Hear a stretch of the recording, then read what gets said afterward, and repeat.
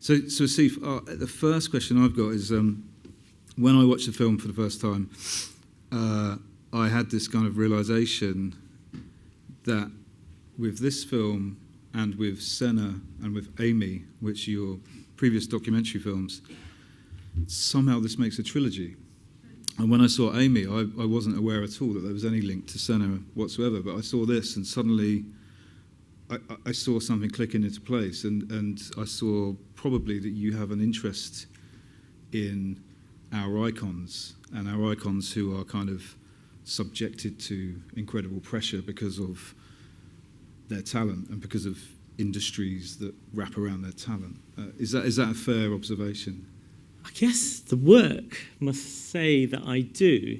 And the funny thing is, I didn't know it myself until I started making the films. And, you know, the films are made in a particular way. It's a really interesting concept because Senna, I was a hired director on Senna. The producers contacted me, and to be honest, I spoke to lots of other directors before, and I come along and I make it, and I then try to make it my film. And then with Amy, again, it was James Gabriel, the producer, said, you know, someone's asked, would you be interested in making a film about Amy Winehouse? And I guess there are lots of projects along the way that I pass on, and there was something about her. There was a question that I guess I had in my head about why did that happen and why was it allowed to happen?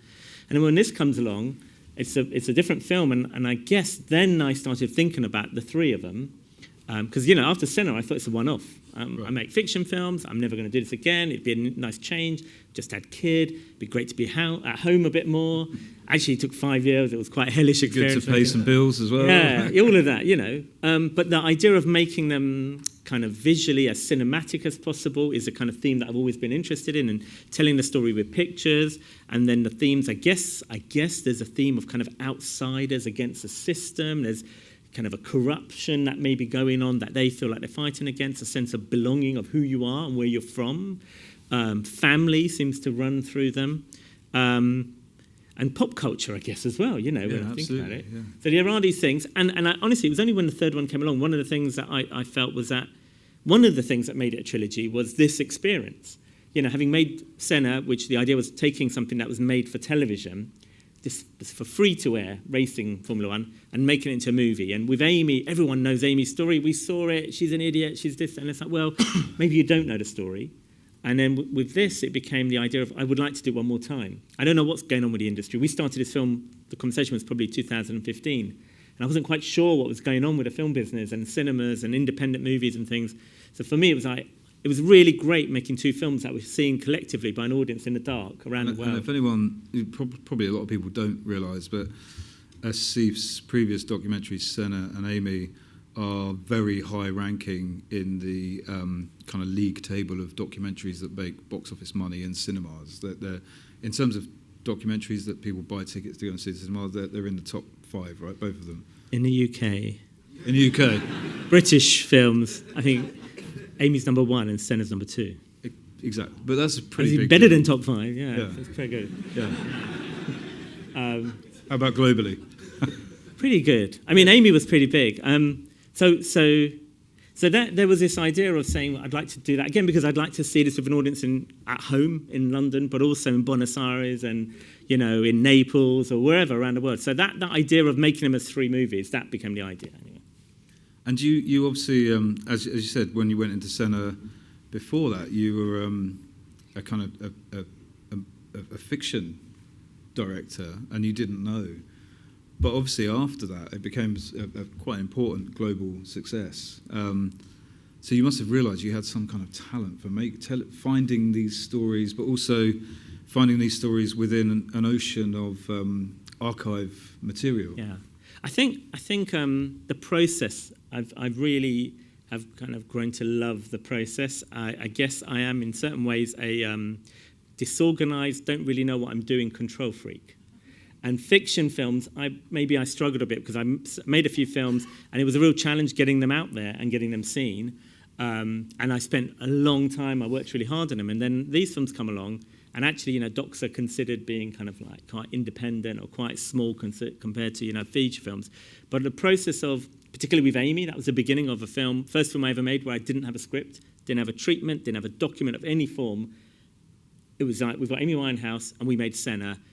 let us have all of the music and the publishing. Let me talk to anyone I want to talk to. Leave me alone for 2 years and we'll give you a movie. And that's kind of what we did. And this was a continuation of that. There's a character. Interestingly, I've compared to fiction films. There's a character and you kind of know the ending with all of them. And the idea of the films are about the journey. How did they live? What did they do? Yeah, Amy died. Senna died. Yeah, but God, they lived as well, And it's like knowing what they meant and what they stood for, what were their passions. And I think that I'm really interested by.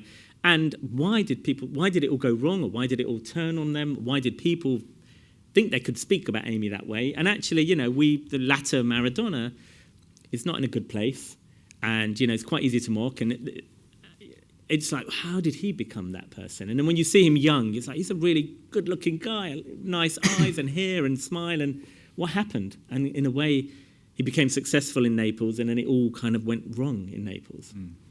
And another thing about your approach, I'm interested in your approach from a kind of technical perspective in the sense that I want to ask you about where do you start with, because these people are archons and there must be hundreds and hundreds of hours. A lot of research. Stuff. Yeah, so this film's 3 years to make, and the first year was pretty much just archive research and hiring a team who then go, who speak the language, who speak Italian, who speak Spanish, who go to Naples, who talk to people, find out what the material is. There was, in this film, there was this kind of material that was supposedly out there. So Maradona's first agent, when he was a kid, when he was a youth player, was a guy called Jorge Sistospila, who was his age, young guy, but who had an illness, so he could never play football, but he came from a middle-class background. He became his best mate and kind of was the person who looked after him when he was a youth team player. He ends up becoming his agent, who ends up getting him his first contract with a team called Argentinos Juniors. He gets him to Boca Juniors. He gets him the biggest deal ever to Barcelona, and then gets him an even bigger deal to Naples. In 1981, Jorge has this idea that Maradona's going to be a massive star around the world. We should make a movie about him. So he hires 2 Argentinian cameramen to film him. And on the pitch, off the pitch, wherever he goes, and it's like, we'll make this movie and we'll break America. That was the idea. And so he started that film in 1981, and it was shot on U-matic, the old kind of video format, U-matic. And they followed him all the way through to Barcelona, everything that went wrong there, all the way into Naples. About halfway through Naples, Diego then sort of fires his agent and hires another one who fires a cameraman. Probably never got paid. So they run off with all the tapes. And the tapes were somewhere outside of Naples, and the other half we found with his ex-wife Claudia in a trunk in Buenos Aires. Right. And so this film started in 81, and we've just finished it in 2019, is essentially how it came about, with a lot of additional material that we found. Yeah. And my last one before I throw it open is the other part of your process is the way that you make the films and the choices you make. You're not only, I think the thing for me is you're showing us a kind of story that we already know, but you're showing us parts of the story we didn't know. You're showing us new things and making us think. But it strikes me that you also hold a mirror up to the audience, because I don't know how old everyone is here, but all 3 of these people have existed in my lifetime, and it never occurred to me that I was weirdly complicit in the kind of dynamic. Somehow. Yeah, it's interesting, I guess. And what it was a couple of years ago. I went to a show at the I think it was the Hayward Gallery. There was a show on pop art. It was printmaking or something, to pop art printmaking. And I was walking around this exhibition, and it was like a little moment saying, kind of, that's sort of what I do. These comics or these photographs of Marilyn Monroe, famous people, exist. Then an artist comes along and reframes it and colorizes it, signs it, changes the, whatever you do. And we kind of add text, add music, take information that's already out there that you already know, but give it a different meaning and a context, and in a way make them political or whatever it might be. And it is a way of looking at ourselves and looking at time that in recent memory, recent past. But also, I guess the reason why, if you gave the same material to another director, they'd tell a very different story. So there are themes that I'm interested in, which is, I suppose, what a director does, isn't it? In a kind of old-fashioned way, there were directors who did studio movies, and they were hired to do them, but somewhere there's a fingerprint of that filmmaker. And somewhere along the way, there's evidently something that I bring, and my team, brilliant editor Chris King, and the researchers, and the composer Antonio Pinto, the sound design team, who basically, we've done a lot of these now, and everyone goes off and does different things in fiction films, and then we come together.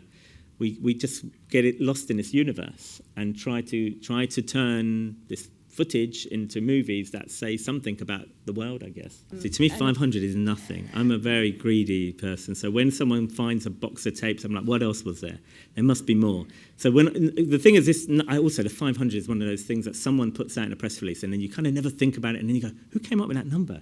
No one actually counted. It's all terabytes now, isn't it? It's like there was a lot of data that was shot, whatever it was. But when you look at it in itself, the footage is really quite mundane and boring. What you have to do is put it together and give it some meaning, and then a context, and it might be the voice, it might be what's just come before it. And suddenly that shot has a lot of resonance, and that becomes the process. But funnily enough, I never, ever think it's enough. And there's always more that I wish we found. But then there's also brilliant things that we have to drop and cut. And there's a lot of it. All of these films, there's the 5-hour cut, the 4-hour cut, the 3-hour cut, and then you get down to 2 hours, and you think, okay, maybe we'll just, this is all right. And then as soon as we see some scenes that we cut out, why did we take that one out? Well, my producers, with the classic line we always would have, is we'd show the film, because we'd have lots of like mini test screenings. And we'd show the film, and they'd always say, it's too long, you've got to cut it. Why did you take that scene out? I love that scene. And it's that thing of taking out to make it shorter, but everyone has a scene that they love that you've removed previously. But if there's one particular thing that we missed, I don't know if I can think about it now. No, there's loads of great stuff. The first time I went to see him, when we were making this film, Diego was living in Dubai on the kind of giant man-made palm tree out there. For real. Second, is it the front on the left, the second one. So the producers do a deal. James Gay Reese and Paul Martin, the producer, they do a deal for the footage, and they do a deal with his lawyer for his image rights, which we need before we can start his films. And then, and the idea was I had 3 interviews. I was allowed 3 interviews, each of 3 hours in length, which for me is not a lot. On Senna and Amy, it was not unusual for me to ask someone, can I just have half an hour of your time, and then be talking 6 hours later? And they'd be like, can I come back tomorrow? I'd be like, yeah. And we'd talk for 10 hours, and I maybe would think the last 15 minutes might make the movie. That's kind of how I work. So in this case, 3 hours, I thought, okay, that's going to be tough. Now, the first meeting to go and see him, we were told this is a good window for him. He'll be available to you. Great. We fly to Dubai. Of course, everyone wants to meet Diego Maradona, so the producers come. We take a camera person, we take a sound recorder, it's a translator. We have to have a local fixer, a local driver. There's 8, 10 of us in Dubai, and he's not in a good mood that Monday. And then Tuesday something's up, and then on Wednesday something's up, and then on Thursday. And so we were there for 5 days, and I didn't get in the house. Actually, we had hired a studio. We were told he's not going to go to the studio. Like, you could have told us before we hired it. Okay, so then we were going to go to this. In the end, I got 5 minutes with him. On the way to the airport, they were like, come back tomorrow. I'm like, I'm going home. I'm not going to hang around any longer. I'm going home. I'd just like to say hello. And we went in there. We said hello, shook hands. He said, we're going to make a great film. I went, great. And then he went, okay. So then I thought, actually, this is going to be quite similar to Senna and Amy. I'm just going to make the film. I'll just go back to London. We'll make the film. And when we have a film, I'll see if I can talk to him. So it was a year later we go back. And this time I don't bring anyone. It's just myself and Lena, who was the kind of archive producer who spoke Spanish and translated. I'm sound recording myself. We go into the house, and this was much better. Generally, his attention span is 90 minutes, funnily enough. It just drops off. There's a kind of slow start. It gets good. We're going well. And then it's just this thing. You say, he's tired now. And then it's over. So I never got 3 hours, right? So then they'd be like, can I come back tomorrow? You say, yeah. Next day we come back, and it's a bit better. And the first times I'm going through my kind of mental list of questions, and I did bring up Claudia quite early on. Do not mention her. I don't like her. Never bring her up again. I'm like, okay, that's an easy one. Okay. So then I brought up Jorge, the guy who was his agent, whose idea was to film him. So I thought, that'd be interesting. Let's talk about this guy. Do not bring that guy up. He stole from me. So it's like, okay, this is going to be difficult. Let me just not bring up anyone. What about your mum? Let's talk about your mum. That was okay, fine. Let's talk about your dad and your family. So we kind of gone in there, and then 90 minutes are up. I'm like, shit, we're out of time. Okay, come back the next day. Get some bankers in. Now I'm just thinking, okay, this is not a lot of time. So talk about the World Cup, talk about football in Italy. That was all good. All the difficult ones I've saved up, and it's going to be like another year before I get to him. And I go to talk to him, and the final one, I'm thinking, in my head, I've got 2 interviews left. This is the penultimate interview. I've got to go through the difficult one. So by now, we've got this system of how to do. He doesn't like waiting for anyone. So I've got to have live translation, but I can't afford to bring everyone and hang around in Dubai. So the way we were set up is he sits on his sofa in his house. It was the first time he was watching TV while I was interviewing him. He had Boca Juniors on, and I was interviewing him. He went to the loo. I muted it. He had the volume on as well. I was like, turn the volume off at least. I'm there with my translator and kind of archive producer, Lena. By now, I'd done lots of interviews in Naples. So I brought Luca, who was our sound recordist, over from Naples, who was a Napoli fan, who was there in the stands when he was playing. So they got along really well, and that put Diego in a good mood. His sound recording. We finally got to, let's talk about the tricky ones. Children, drugs, relationships with the underworld, all of this stuff. We did finally get there. We had live translation, which meant that when he went off on a tangent, if I ask him a question about his family and he talks for 15 minutes about Sepp Blatter, I can now interrupt him and say, that's not that question. It's a great story, great story. Just coming back to your kid again. And he got a bit annoyed, that was the truth. There was a point when I kept interrupting and kept bringing him back to the questions. I'm like, I can see we're in the second half and we're running out of time. And he did look at me, and this is the thing where he got a bit serious, and he looked at me and he was quite serious, and he just said, you've got a real nerve. You've got a real nerve asking me these questions to my face. But for that, I respect you. Now, I've got live translation, which is like on a 15-second delay. So I'm like, you know, it was quite dramatic. It got hot in Dubai, very hot at that point. It did end it abruptly quite soon after that. And as far as I'm concerned, I've still got one interview, because the truth is, I haven't been able to show him the film yet. I wanted to show him the film, watch it with him, and then interview him and see, does he remember things differently? And then Diego Maradona being Diego Maradona. A bit like that first meeting we waited for 5 days. We're kind of always waiting to see if we can get hold of him to show it to him, and he hasn't seen it yet. So as far as I'm concerned, he still owes me one. I don't think his lawyers agree with me, but we'll do that. So you don't have a date to show it to him? God, this is Maradona, right?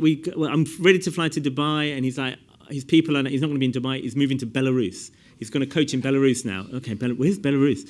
So we're going to go to Belarus. Okay, that's cheaper. It's closer. We'll go to Belarus. He goes, no, he's gone to Colombia. I was like, you can't go there. And then he was like, Doesn't sound like the right place for him to go. No. Then it gets worse. Come to Moscow during the World Cup. Show it to him then. And I was like, I don't think that's going to be, as we saw, that's not going to be a good idea. So after that, he was going to go on holiday to Argentina. So we booked our tickets. I'm ready to fly to Argentina. The day before I fly to Argentina, a friend rings me up. Have you seen the news? No, he's taken a job in Mexico, in Sinaloa, and that's where he's been since. And so I'm not going there. And so the plan was, if we finish the film and it's any good, if we can go to Cannes, maybe he'll come to Cannes. And he was going to come to Cannes, and then he didn't come to Cannes. I like him a lot more, I have to say, now. There were definitely moments when you're doing the research and you're digging into his story and a lot of the things that he did in his life. You know, it's an interesting one. I have to say, somewhere along the way with Senna, I kind of fell in love with Senna. And I have to say, I fell in love with Amy. And the interesting thing about Diego Maradona is you're not able to, you're not allowed to. The things he does, he pushes you away, the way he acts, and all of that is to do with, I guess, what happened to him, because he wasn't always like that. And in the interviews, people would say, they'd sort of say, we should go back to the kind of person he used to be. And I didn't really know what it meant. And then it was when Signorini said that thing about it, there was this guy, Diego, and there's this other guy that he created, this persona, the kind of rock star version of him, which is Maradona, that he doesn't like. But he needs that to be successful and to get out the ghetto and everything like that. So I would say, if you had the spectrum of Diego and Maradona, the person I met is right on this end now. He doesn't exist anymore. If I'd met that guy, I'm sure I would have loved him.